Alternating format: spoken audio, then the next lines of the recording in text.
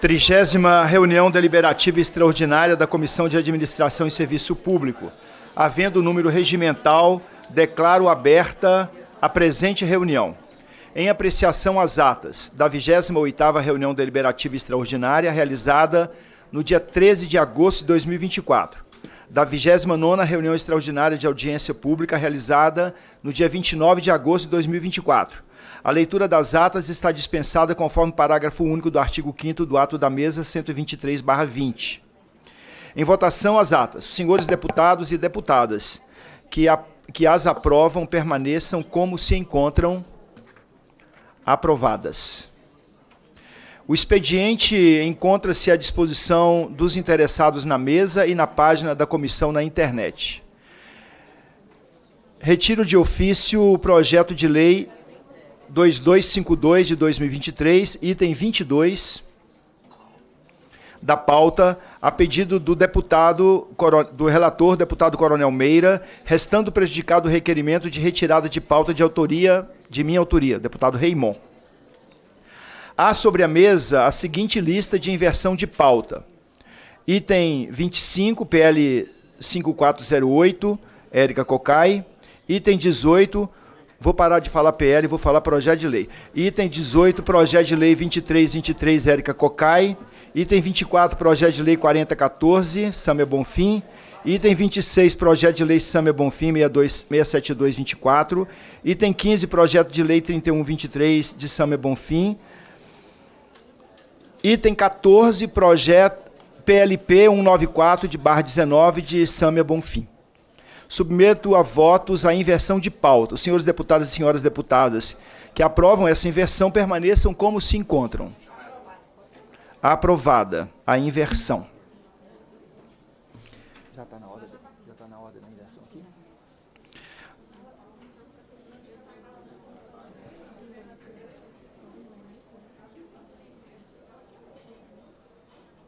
Então.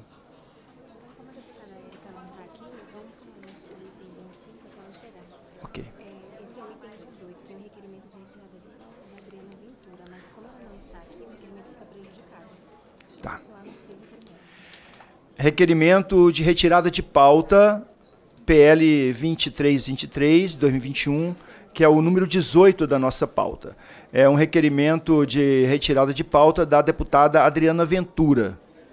Como a deputada não registrou presença e não está aqui, fica prejudicado, mas a gente segue retirando de ofício.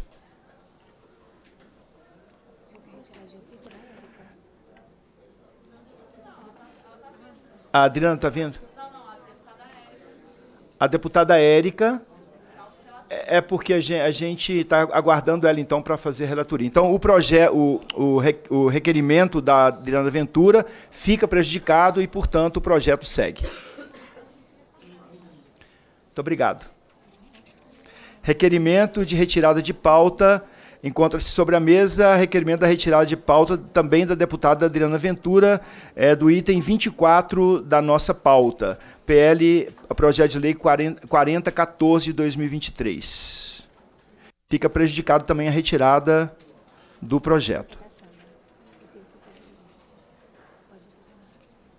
Projeto de lei 4014 de 2023 da senhora Célia Chacriabá, que dispõe sobre a presença obrigatória de intérprete e tradutor de língua indígena em órgãos públicos, instituições de funções essenciais à justiça e concessionárias de serviço público. Concedo a palavra à relatora do projeto, deputada Sâmia Bonfim, para proferir o parecer. Obrigada, presidente. Cumprimentar o senhor e todos os membros dessa nossa comissão e desejar um bom trabalho a todos nós nessa retomada das atividades. Peço desculpas pela minha voz, mas vamos seguir em frente. Obrigada. Vou tomar uma água antes de fazer a leitura do voto e eu peço para ir direto ao voto. Conforme relatado, o projeto de lei sob exame torna obrigatória a presença de intérprete de língua indígena em órgãos públicos, em instituições que exercem funções essenciais à justiça e em concessionárias de serviços públicos. Acreditamos que em um país culturalmente diversificado como o nosso, onde há uma riqueza de idiomas e dialetos indígenas, é imperativo que as comunidades indígenas possam exercer seus direitos por meio da comunicação efetiva em suas línguas nativas. Muitas vezes, barreiras linguísticas podem resultar em mal-entendidos graves ou até violações de direitos, o que poderia ser evitado com a presença de um intérprete qualificado. Em contextos de saúde, por exemplo, a precisão na comunicação pode ser a diferença entre um diagnóstico correto e um erro médico. Assim, garantir intérpretes nesses cenários é assegurar que os indígenas tenham o mesmo tratamento e acesso a serviços como qualquer outro cidadão. A presença de intérpretes facilita a interação com os serviços de educação, saúde, segurança e assistência social, tornando esses serviços verdadeiramente universais. A inclusão linguística, portanto, é um passo essencial para a inclusão e para o cumprimento dos princípios constitucionais de igualdade e dignidade da pessoa humana. Nesse contexto, revela-se meritória a proposição que necessita, no entanto, de ajustes para atender aos comandos da Lei Complementar 95 de 1998 e ainda autorizar expressamente a contratação desses profissionais em conhecimentos de língua indígena por meio de credenciamento nos termos da Lei de Licitações e Contratações Públicas. Por essas razões, votamos pela aprovação do projeto de lei número 4014 de 2023, na forma do substitutivo anexo. Muito obrigada. Muito obrigado, deputada Sâmia. Portanto, agora abro para discussão, em discussão, o parecer da relatora. Não havendo oradores inscritos, declaro encerrada a discussão. Em votação, o parecer da relatora. Os senhores deputados e as senhoras deputadas que o aprovam, permaneçam como se encontram. Aprovado. Parabéns, deputada Sâmia, parabéns, deputada Célia Chacriabá. Muito obrigada, presidente. Eu queria cumprimentar a deputada Célia pela iniciativa desse projeto de lei. Acho que é um dos passos tão importantes que o Brasil precisa tomar para, de fato, fortalecer as nossas comunidades e povos indígenas e garantir o acesso aos serviços públicos, aos serviços sociais de verdade, né? Para que a questão da língua não seja uma barreira, mas seja mais uma possibilidade de afirmar a nossa diversidade linguística. A deputada Célia, que acabou de chegar e que nós aprovamos aqui na comissão o projeto proposto por você, Celinha. Parabéns. Parabéns, deputada Célia. Se a senhora quiser usar da palavra, o microfone é aberto para a senhora. Muito obrigado, senhor presidente, companheira Sâmia Bonfim, que de primeira hora, um excelente relatório na sua proposição. Nós estamos na década das línguas indígenas. No Brasil, hoje, são mais de 205 línguas indígenas, mas é importante dizer que nós éramos milhões e para o Brasil ser considerado nação foi preciso pegar uma língua emprestada a troco de um exército inteiro nas comunidades indígenas. Hoje, quando nós vimos falando que quando assistimos uma língua morrer, companheira Sâmia, companheira Érica Cocai, é porque tem pessoas que só tem 2 pessoas mais velhas falantes de uma língua.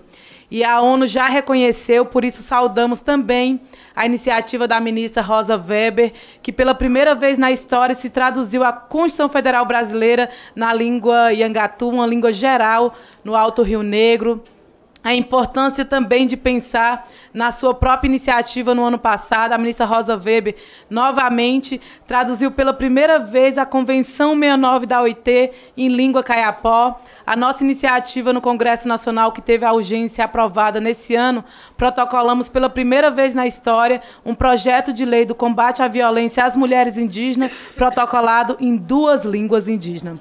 Nesse momento, nós também tratamos numa importante audiência em setembro do ano passado, quando se trata do contexto de encarceramento, onde trouxemos exemplo aqui nesta comissão e em outras comissões de que pessoas eram presas e quando chegava no julgamento, 5 anos da prisão das pessoas, ela não sabia no estado do Mato Grosso do Sul porque estava sendo presa, porque elas foram negadas o direito de intérprete. E quando dava a sentença, que só aí conseguiu o intérprete, aí que ele descobriu por que tinha sido preso e que ele ia ser preso mais 10 anos.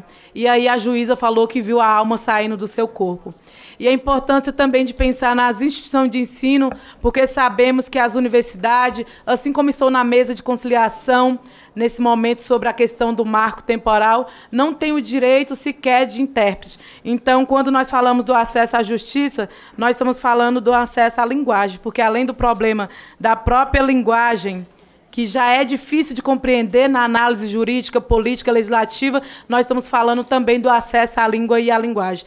Agradeço mais uma vez a companheira Sâmia, a deputada Sâmia, que trabalhou pelo substitutivo do projeto, fazendo aqui um adendo também à questão do Estatuto do Índio, que está sendo atualizado para o Estatuto dos Povos Indígenas. Os povos indígenas que teve nessa casa, já para finalizar, a primeira presença indígena como deputado federal, deputado Mário Juruna, depois de 165 anos de Congresso Nacional. Essa casa que teve a presença da deputada Joênia Pichana, 195 anos depois, a primeira mulher indígena. Essa casa que também, pelo PSOL, tive a oportunidade de presidir a Comissão da Amazônia, Povos Originários e Tradicionais, depois de 200 anos. Nós precisamos compreender que não é exatamente uma língua que sustenta o território, é todo um território que sustenta uma língua e uma tradição. Quando se coloca em ameaça o território, se coloca em ameaça uma língua indígena. Então, agradeço aqui, mais uma vez, essa comissão cheia, porque certamente nós precisamos entender a compreensão de que queremos mais indígena no espaço político, queremos mais indígena também em vários espaços. É a única mulher eleita, companheira Sâmia, a vice-prefeita no Brasil é Machacali, lá no estado de Minas Gerais, e é um povo que por muito tempo falava que não era escutado, que era atrasado, porque não falava português. Atrasado é o Estado brasileiro, que demora tanto tempo para nos escutar, na diversidade.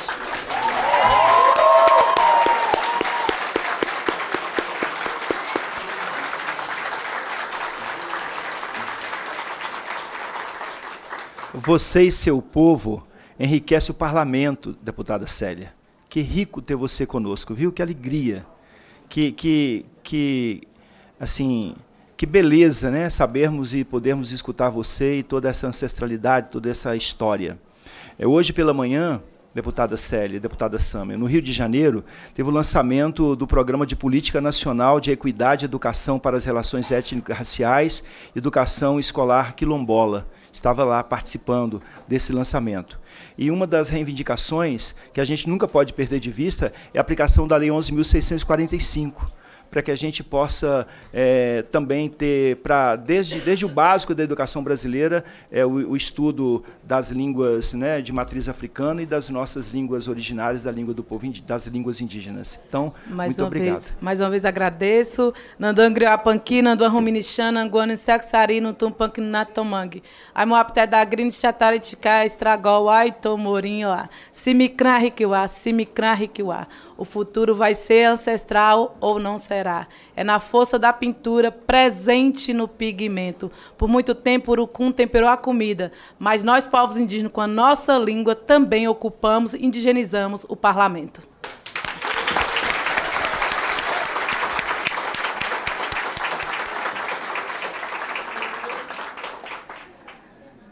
Item número 25, mais algum deputado? Item número 25, projeto de lei 5.408 de 2023, do senhor Ayrton Faleiro, que institui a Semana Nacional do Trabalho Decente, a ser realizada anualmente na semana do dia 7 de outubro. Concedo a palavra à relatora, a nobre deputada Érica Cocai, para proferir o parecer. Indo direto ao voto, com sua permissão, presidente. O autor do projeto de lei 5408/2023 explica na justificação da proposta que, desde 2007, a Organização Internacional do Trabalho definiu o dia 7 de outubro como o Dia Internacional do Trabalho Decente, data instituída no Fórum Social de Nairobi, no Quênia. O trabalho decente é o trabalho produtivo, devidamente remunerado, exercido em condições de liberdade, equidade e segurança, que visa garantir uma condição de dignidade humana para trabalhadoras e trabalhadores. Ainda segundo o autor da proposição, a definição de trabalho decente tem por base 4 pontos principais: os direitos e princípios fundamentais do trabalho, a promoção do emprego de qualidade, a extensão da proteção social e o diálogo social. Assim, promover anualmente uma semana para exaltar o conceito e as boas práticas do trabalho decente no Brasil se harmoniza com ações como a promoção de salários dignos, o cumprimento das leis trabalhistas, o combate à discriminação em todas as suas formas, a busca de condições de trabalho saudáveis, a redução das diferenças salariais entre homens e mulheres, o desenvolvimento de iniciativas de conscientização sobre a diversidade, a realização de ações de promoção da igualdade de gênero e etnia no ambiente do trabalho, etc. Tratando especificamente do setor público, parágrafo 1º do artigo 2º da proposição dispõe que as instituições públicas de todos os poderes, na esfera de suas competências, adotarão campanhas publicitárias para o período indicado no caput, com propósito educativo e para divulgar, entre outros conteúdos, os direitos e princípios fundamentais do trabalho, a importância do trabalho de qualidade, a extensão da proteção social e a defesa do diálogo social no mundo do trabalho. Do ponto de vista dos servidores, servidoras, empregados e empregadas públicos, essa ênfase ao trabalho decente é muito bem-vinda. Basta pensarmos nos casos recorrentes de assédio moral sofrido por servidores, servidoras, empregados e empregadas públicos e também na diferença de remuneração entre homens e mulheres ainda existente, seja no âmbito seletista, seja no estatutário. Vale lembrar que o Brasil é signatário da Convenção 151 da OIT, a qual dispõe sobre as relações de trabalho na administração pública. Essa convenção, ainda não totalmente regulamentada no Brasil, atribui aos trabalhadores e trabalhadoras do serviço público de todas as esferas do governo o direito à liberdade sindical e à negociação coletiva. Isso exemplifica como as disposições emanadas da OIT podem, sim, ter impacto direto na administração pública brasileira, que engloba trabalhadores e trabalhadoras com vínculo estatutário e seletista. Nesse sentido, vemos com bons olhos a criação da Semana Nacional do Trabalho Decente, nos moldes sugeridos pelo projeto de lei 5408 de 2023. Todavia, para melhor compreensão dos dizeres da minuta, sugerimos duas emendas de redação, abaixo apresentadas. Ante o exposto, votamos pela aprovação do projeto de lei 5408 de 2023, com as correções de redação a seguir sugeridas. É o que diz o parecer, presidente. Muito obrigado, deputada Érica Cocai. Em discussão, o parecer da relatora. Não havendo oradores inscritos, declaro encerrada a discussão. Em votação, o parecer da relatora. Senhoras e senhores deputados que o aprovam, permaneçam como se encontram. Aprovado. Presidente, apenas para agradecer a votação nesta comissão, dizer que o trabalho é o local onde a gente se encontra. Ele não pode ser o local onde a gente perde as esperanças, onde a gente perde os sonhos, onde a gente perde a própria saúde. O trabalho é absolutamente estruturante como atividade humana. Do exercício do trabalho dependem outras atividades humanas. Por isso, a Semana Nacional do Trabalho Decente é absolutamente fundamental para que haja um grande processo de conscientização no serviço público, na iniciativa, nos seletistas estatutários, ou seja, para que nós possamos assegurar que tenhamos uma relação que seja uma relação de diálogo. Relação de diálogo pressupõe, inclusive, a liberdade do exercício dos movimentos grevistas por servidores e servidoras, relações e direito constitucional que não pode ser objeto de qualquer tipo de judicialização, porque tem que ser resolvido dentro do processo negocial. Por isso é importante, na Semana Nacional do Trabalho Decente, nós estabelecermos a permanência de um processo negocial envolvendo servidores e servidoras, para que nós possamos sempre serem abertas as mesas negociais. Por isso, a minha solidariedade aos trabalhadores que ousam lutar pelo trabalho decente, que utilizam dos instrumentos que foram conquistados pela democracia neste país, para que nós possamos dizer que trabalho não pode ser o local onde a gente sofre qualquer tipo de assédio ou onde se produz qualquer tipo de sofrimento. Trabalho é estruturante e o trabalho decente é o único trabalho que pode ser permitido neste país e no mundo.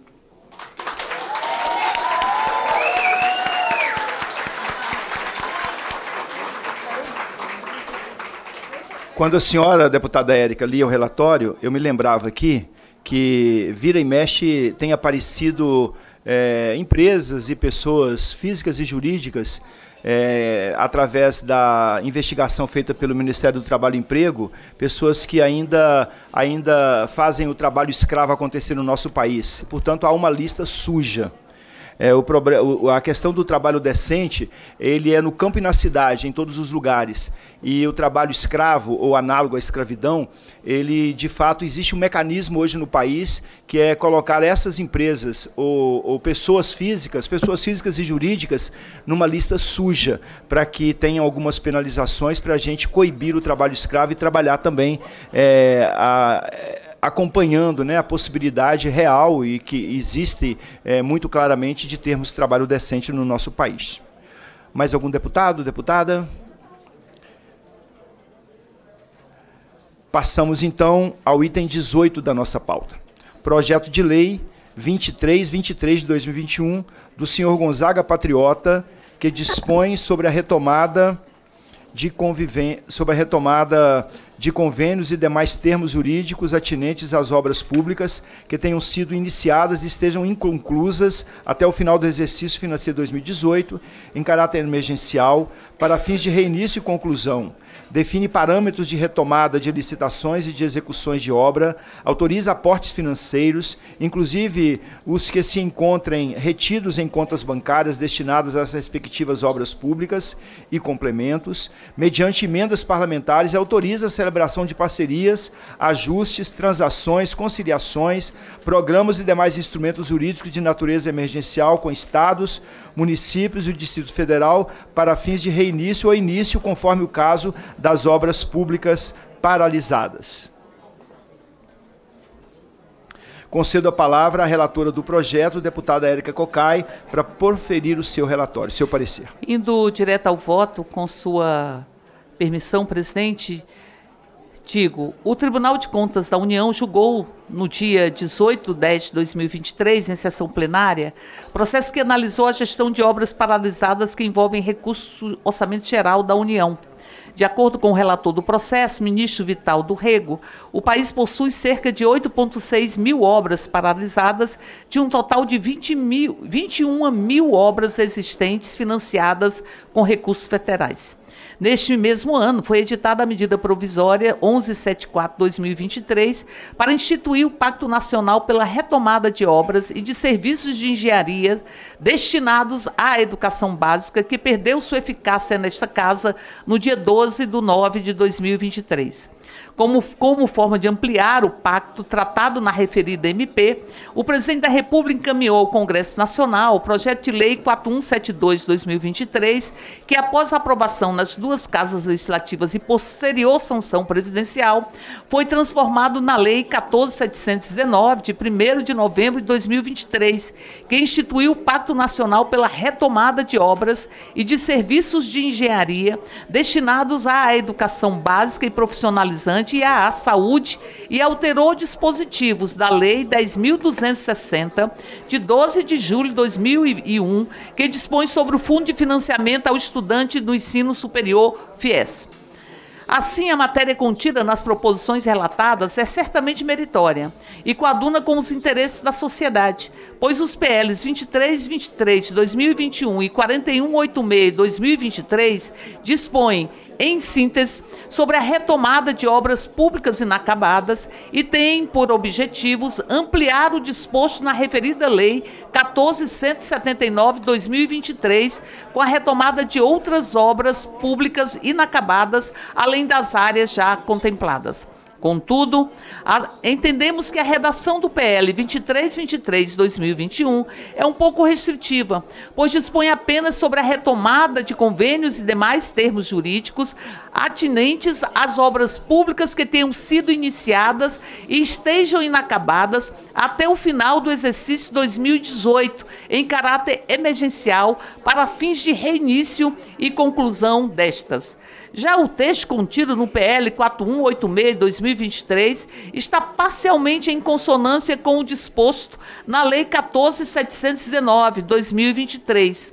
Nesse contexto, promovemos alterações por meio do substitutivo que oferecemos em anexo para incluir não somente as obras públicas inacabadas, mas também aquelas paralisadas, assim como serviços de engenharia inacabados e paralisados, para manter a mesma coerência estabelecida na referida norma legal, aplicando-se assim a estas obras e serviços no que couber o disposto na referida Lei 14.719 de 2023.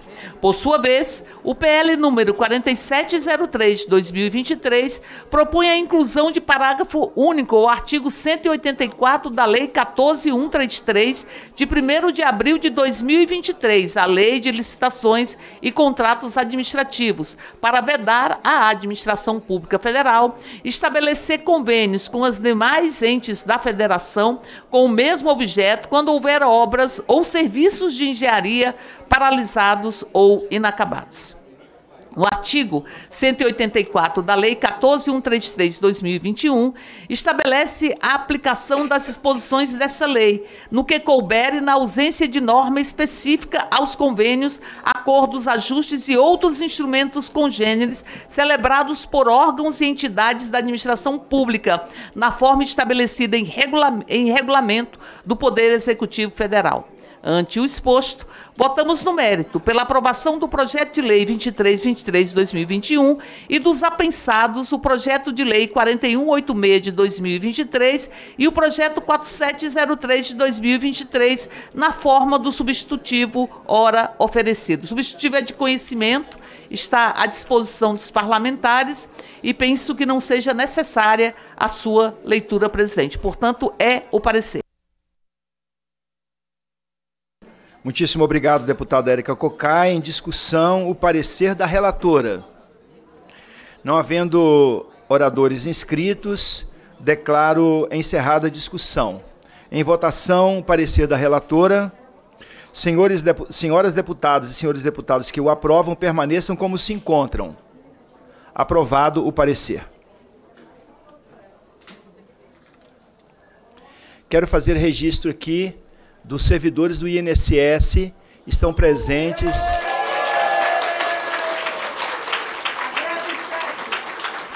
Buscando apoio do Parlamento para a negociação com o Ministério da Gestão e Inovação. O Parlamento é lugar das manifestações. Sejam bem-vindos.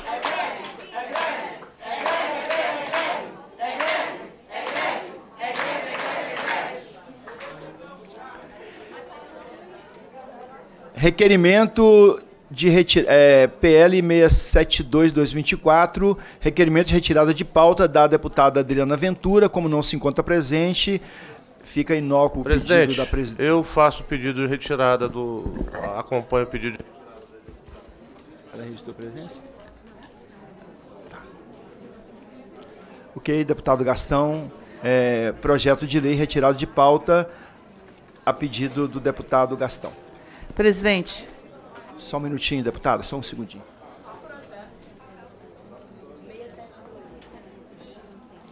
Nós vamos colocar... Pois não, Érica. Não, presidente, é porque nós vamos votar os requerimentos, penso eu, certo? Sim. E aí, presidente, eu já tinha falado com o senhor, e obviamente o senhor foi de uma gentileza que lhe caracteriza como uma sensibilidade também, e ao mesmo tempo um compromisso com a luta do povo brasileiro, para no requerimento acerca do movimento do INSS, nós possamos incluir a FENASP à mesa da audiência pública. Tá certo. Peço aos assessores que me lembrem no momento aí, aos deputados.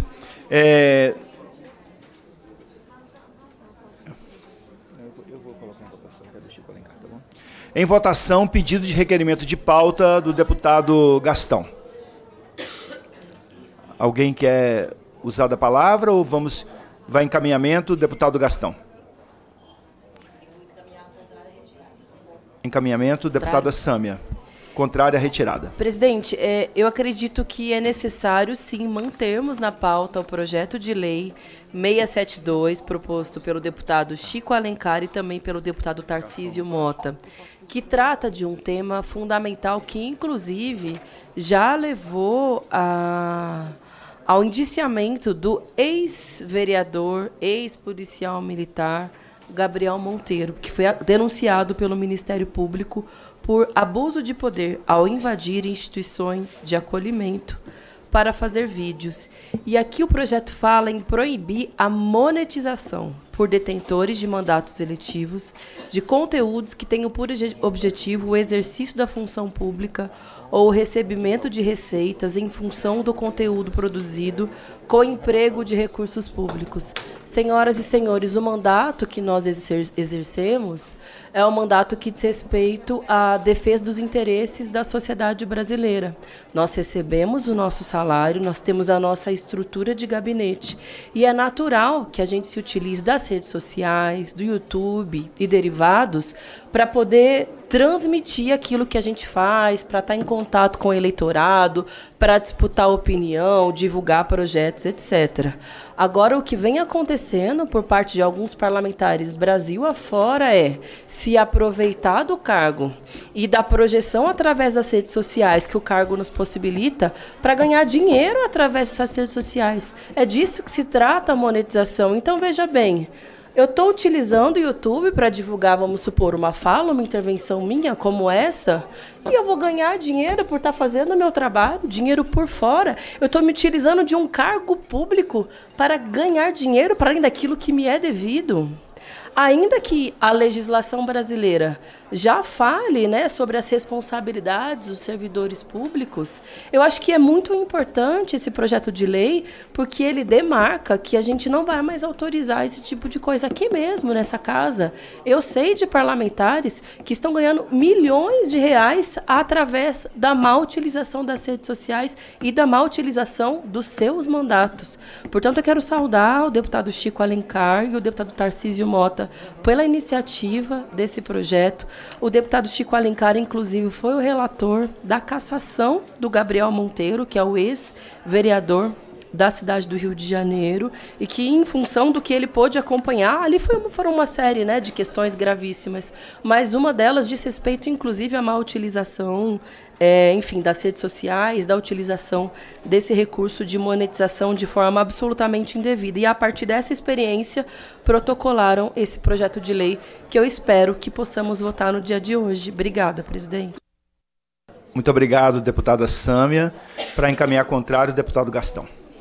Aliás, favorável, desculpe. Favorável ao requerimento. Senhor presidente, veja o seguinte. A questão da monetização não é uma questão que diga respeito só ao exercício do mandato.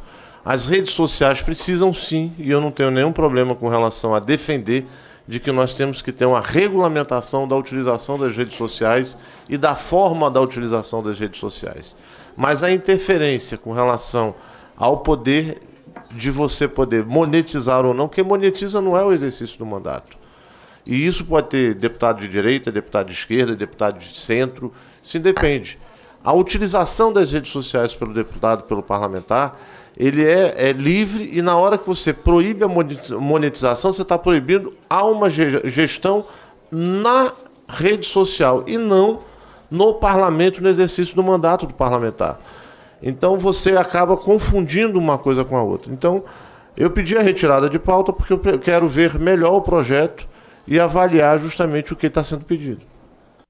Muito obrigado, deputado Gastão.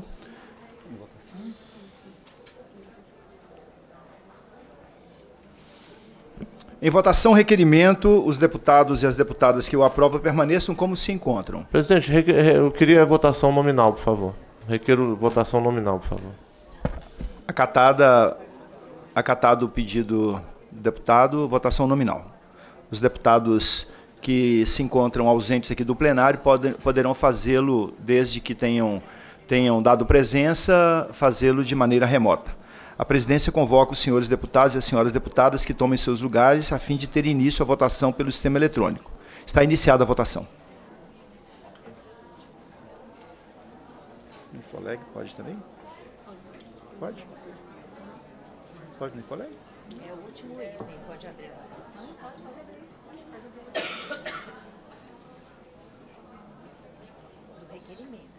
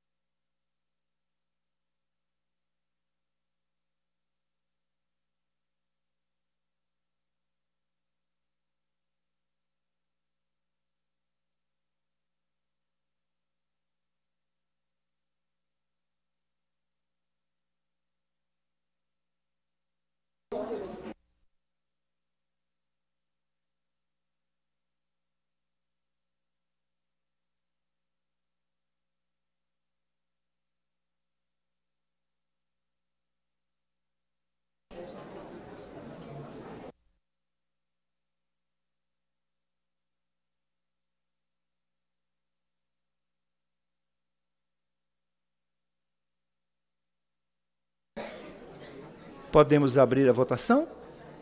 Ou esperamos a Flávia? Espera a Flávia? Tá.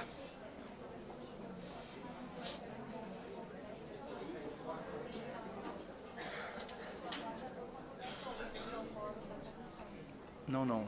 Pode abrir com 7. Porque só tem 12 presentes. Tem 13 presentes. Aí é metade mais um, né? Não é isso? Tem 13 presentes, é isso? Aí metade mais um.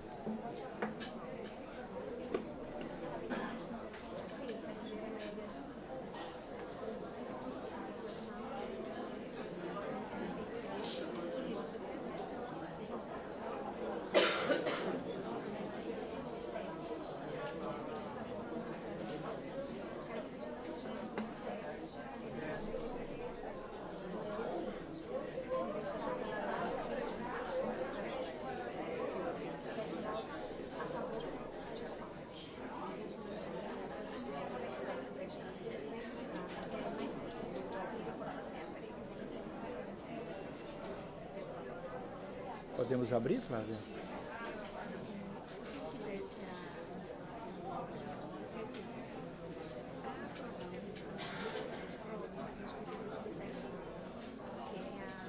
Temos 8 já. Metade mais um. Temos 8 já. Eu quero. Está encerrada a votação.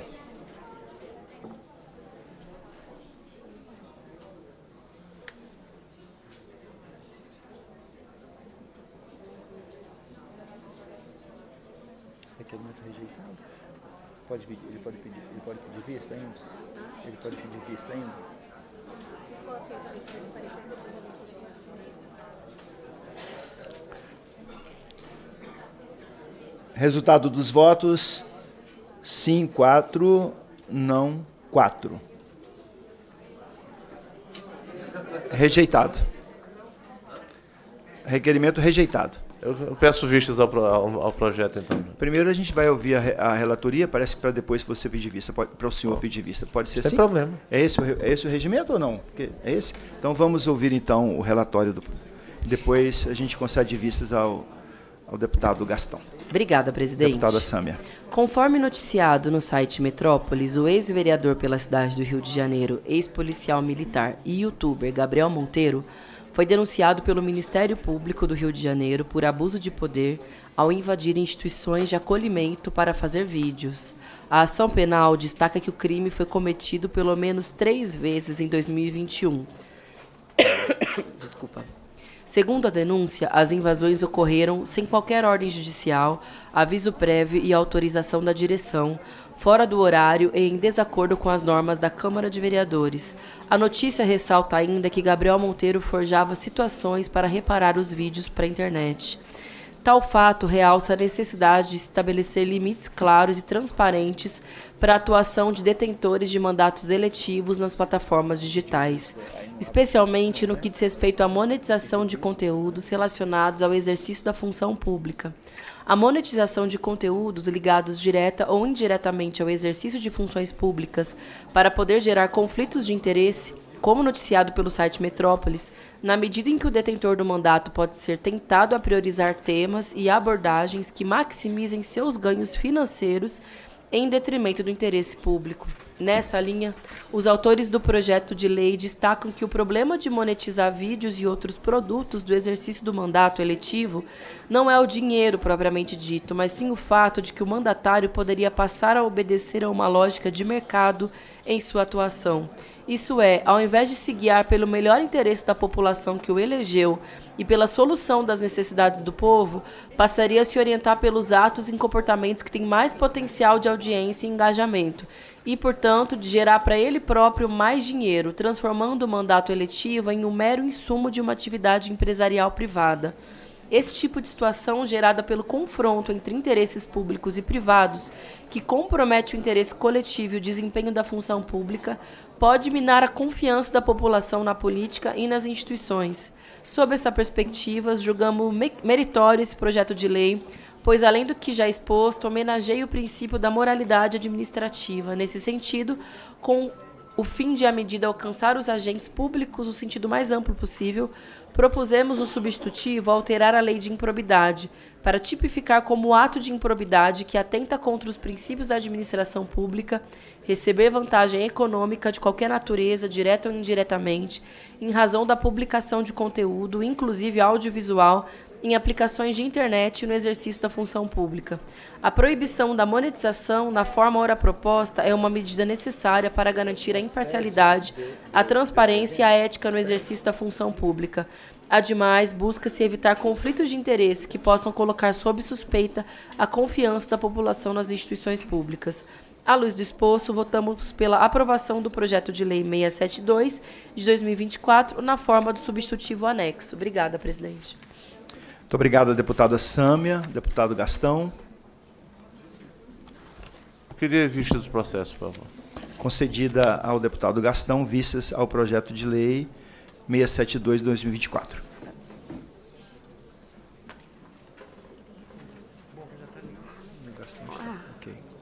PL 31, projeto de lei 3123 de 2012, número 15 da pauta, ele encontra-se sobre a mesma requerimento de retirada de pauta de autoria da deputada Adriana Ventura, que não está presente, mas também do deputado Luiz Gastão. Portanto, projeto de lei 3123, retirado de pauta, a pedido do deputado Luiz Gastão.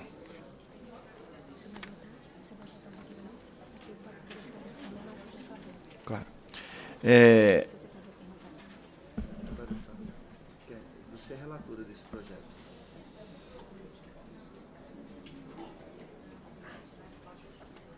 Retiro de ofício ou você quer? Você que sabe. Presidente, considerando que a última votação já foi um pouco preocupante no sentido da gente conseguir atingir o quórum ou não, eu mesma vou fazer o pedido de retirada desse projeto para que a gente possa dar continuidade para os demais projetos que precisam ser votados e também porque há pedidos de audiência pública de algumas entidades, inclusive de trabalhadoras e trabalhadoras que estão aqui presentes, como o que diz respeito, por exemplo, à situação dos trabalhadores da Seguridade Social no Brasil, que eu quero que sejam votados e aprovados. Então, para que a gente não crie uma celeuma ou que corra o risco, né, da nossa sessão cair, a gente pede a retirada de pauta. Imagina. Muito obrigado, deputada Sâmia, por sua sensibilidade, que é muito comum a você. Muito obrigado. Obrigado, deputada. Obrigado, presidente. Obrigado, deputado Gastão. Item número 14 da pauta. Projeto de lei complementar 194/2019 do senhor David Miranda, que altera, saudoso David Miranda, nosso companheiro, foi vereador comigo no Rio de Janeiro, depois deputado federal e faleceu muito precocemente, né? Que sua memória seja sempre lembrada.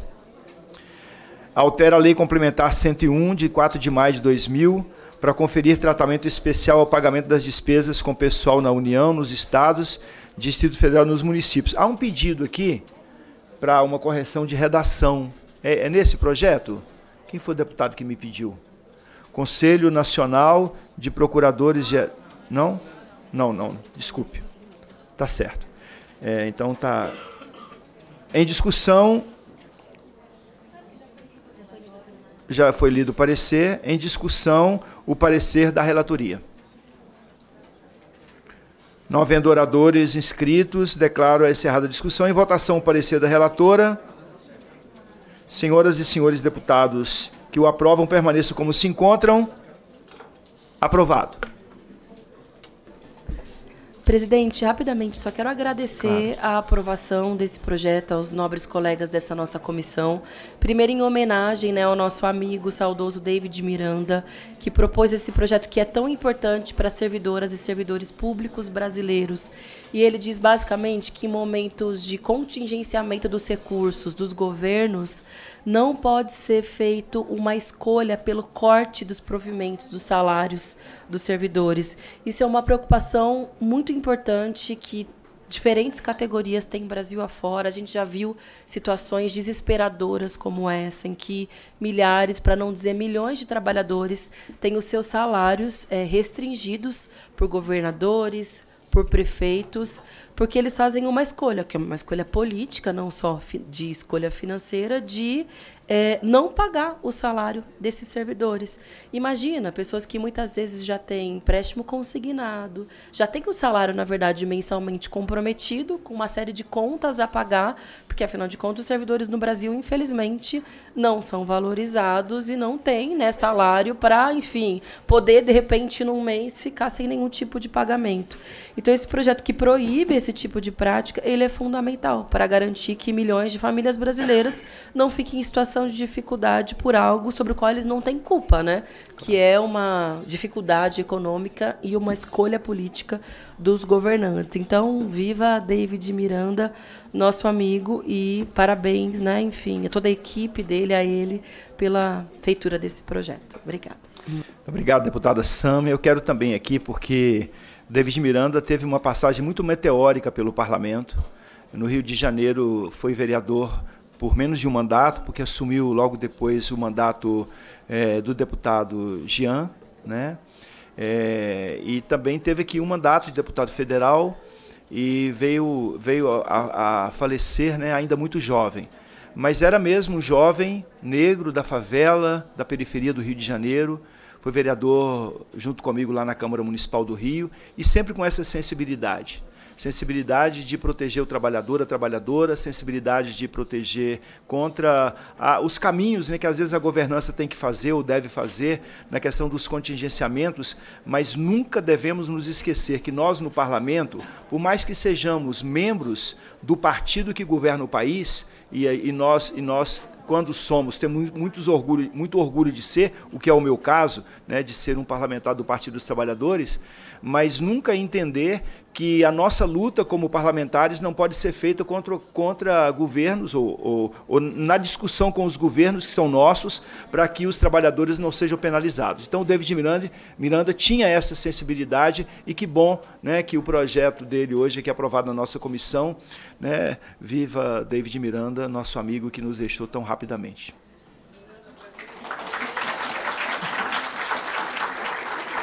Regulamento do Prêmio Governador Eduardo Campos de Excelência em Gestão Pública. Encontra-se sobre a mesa o regulamento número 1 de 2024 da CASP, cujo objetivo é regulamentar a concessão do Prêmio Governador Eduardo Campos de Excelência em Gestão Pública, instituído pela resolução da Câmara dos Deputados número 13 de 2024.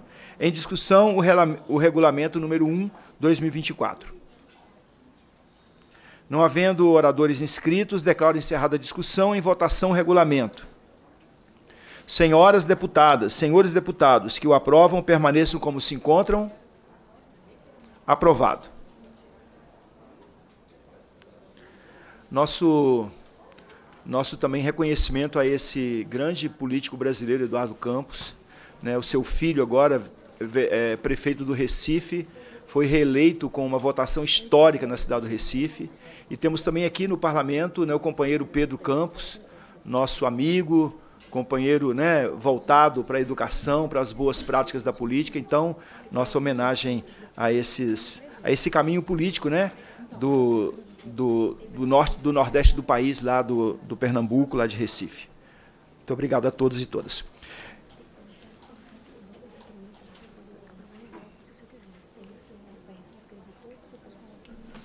Nós temos vários requerimentos agora a serem aprovados, né?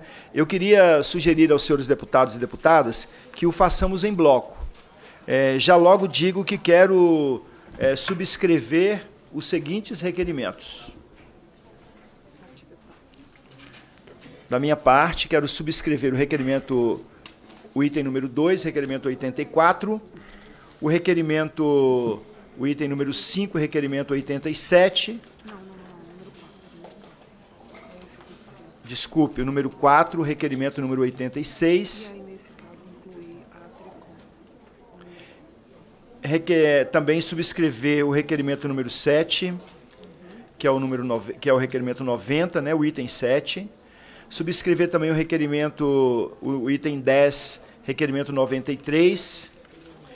E também incluir no requerimento, no item número 4, requerimento 86 de 2024, a ATRICOM, Associação dos Membros dos Tribunais de Contas do Brasil.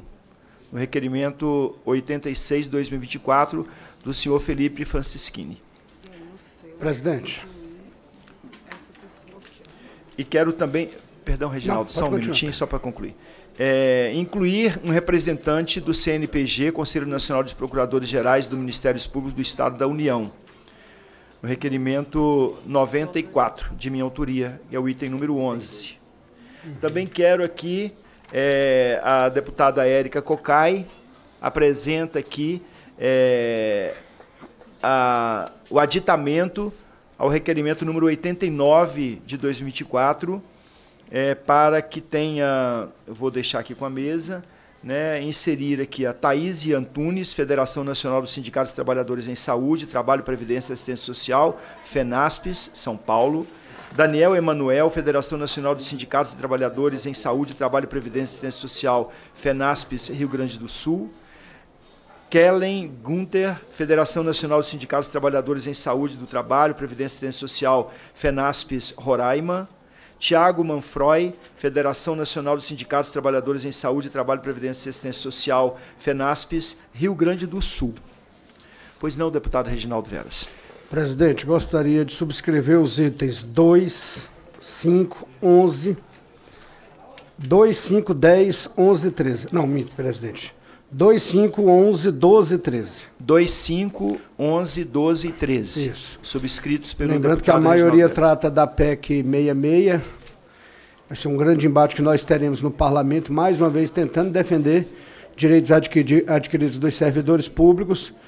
E ela parece que vem com força, né? Do jeito que já veio do Senado, então a gente tem que se preparar para esse grande embate.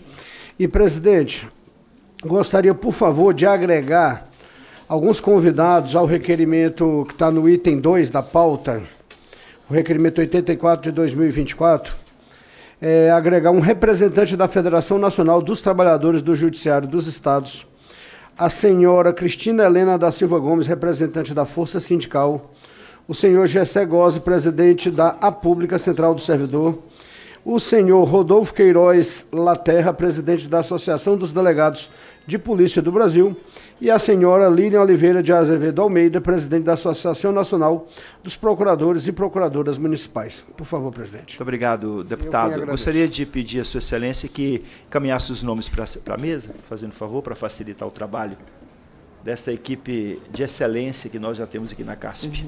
Pela ordem, presidente, só gostaria de subscrever também os itens 2, 6, 11, 12 e 13, justamente que tratam da realização da audiência pública, da PEC 66, que também preocupa muito ao nosso mandato, e eu acredito que a gente deva fazer, né, uma audiência em comum, que sem dúvida vai contar com a participação de muitas entidades, trabalhadoras e trabalhadores e parlamentares aqui da Câmara, para que a gente construa uma frente, né, em comum, para que, mais uma vez, as servidoras e servidores não sejam penalizados no nosso país.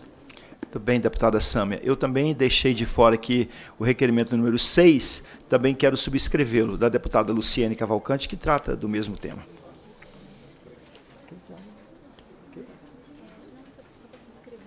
Subscrevi a Sâmia e eu. Tá bom? Aprovados, é isso?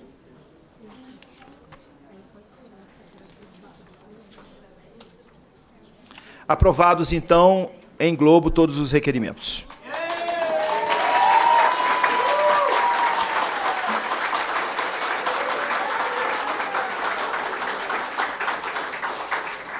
Quero saudar aqui a presença dos trabalhadores e trabalhadoras e dizer que esse espaço do parlamento, ele fica um espaço de maior objetividade daquilo que deve ser a política quando vocês estão.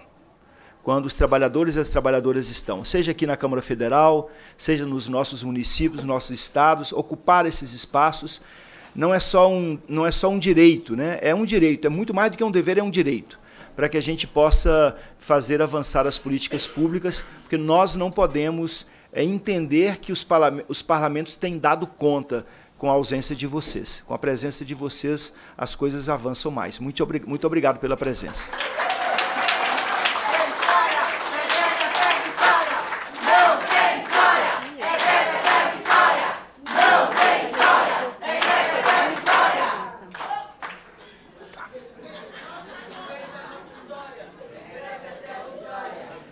É um requerimento, retirar... Ele não registrou presença. Ah, tá bom. Ah, tá bom, tá bom. Requerimento retirada de pauta do projeto de lei 8665, de minha autoria, mas o deputado Neto Carleto, que é o relator, ele não registrou presença, portanto, o requerimento fica prejudicado. E eu faço a retirada, então, de ofício do projeto.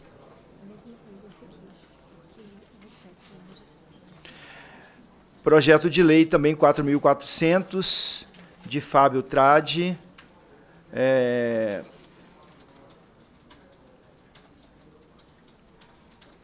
4.400, também retirada de pauta, também de minha autoria. Eu, então, faço a retirada... o deputado Océsio não está presente, faço a retirada de ofício.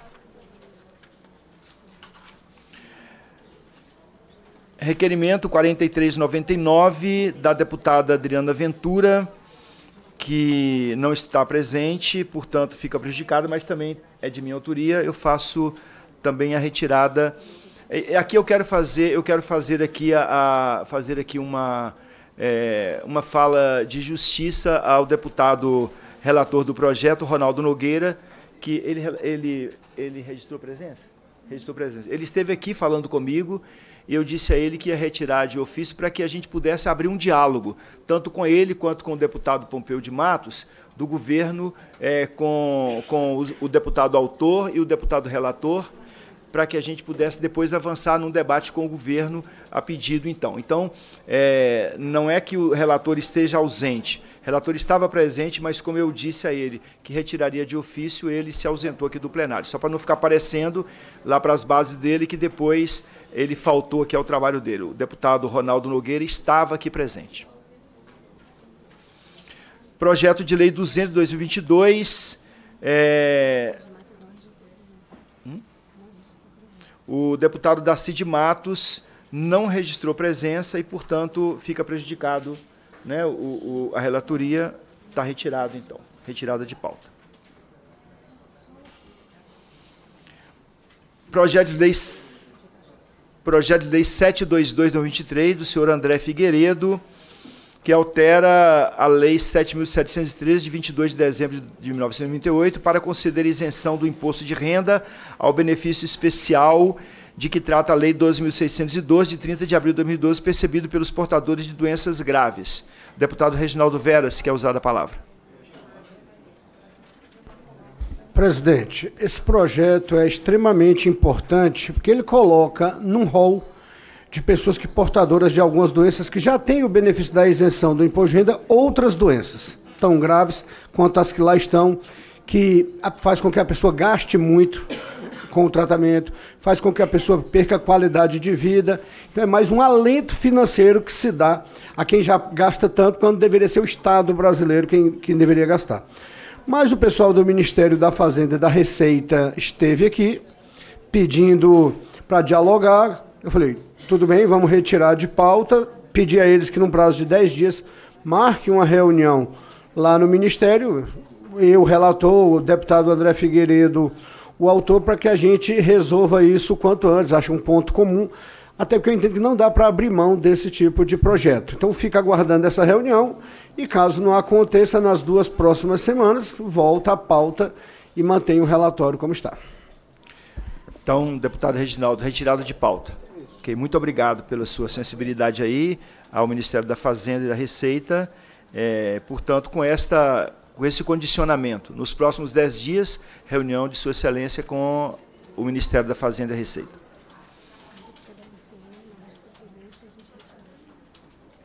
PL 2268, de 2023, tem um requerimento da deputada Adriana Ventura, que fica prejudicado, mas também a relatora do projeto não registrou presença e, portanto, a deputada Luciene, o projeto não pode ser relatado por outro deputado na reunião. Então, também fica retirado.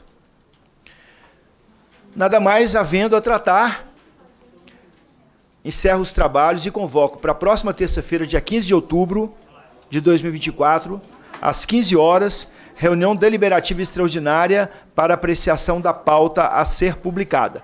Muito obrigado a todas e todos pela presença nesse plenário. Está encerrada a reunião.